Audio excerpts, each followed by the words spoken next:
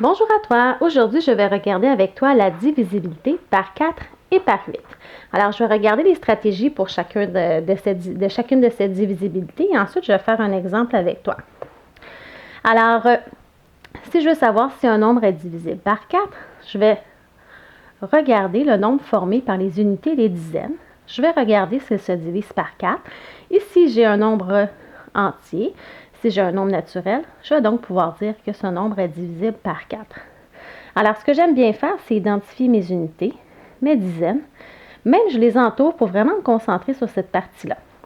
Donc, ici, j'ai 608. J'ai donc entouré le 0 et le 8 aux unités dizaines. Et je me pose la question, est-ce que 8 est divisible par 4? Je peux le diviser par 4? Oui, ça me donne 2. Donc, je peux donc dire que ce nombre, 608, est divisible par 4.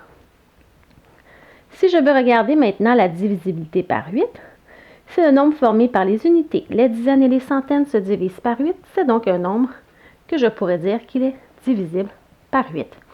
Donc, comme tu peux voir ici, j'ai identifié les unités, les dizaines, les centaines.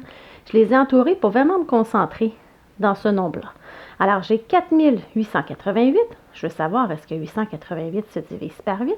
Oui, ça fonctionne, je peux le diviser par 8. Donc, je sais que ce nombre-là est donc divisible par 8.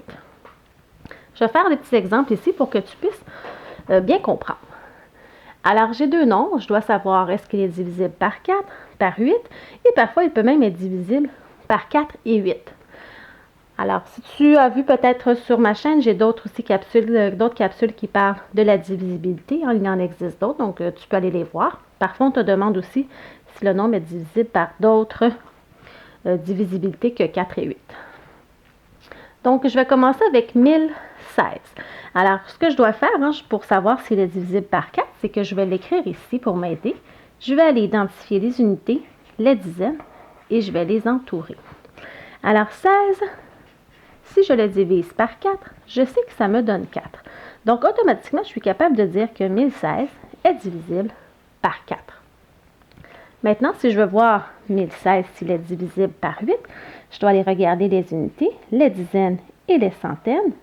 Je prends mon petit truc de les entourer. Je me pose la question, est-ce que 16 est divisible par 8? Je peux le diviser par 8. Oui, en 16 divisé par 8, ça donne 2. Donc, j'ai un nombre naturel.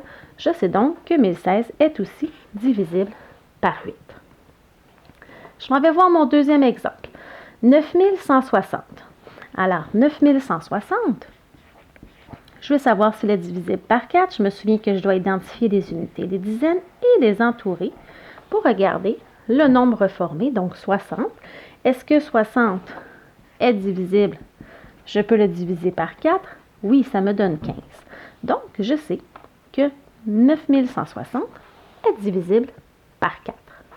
Je vais aller voir maintenant s'il est divisible par 8. Donc, je vais réécrire mon nombre.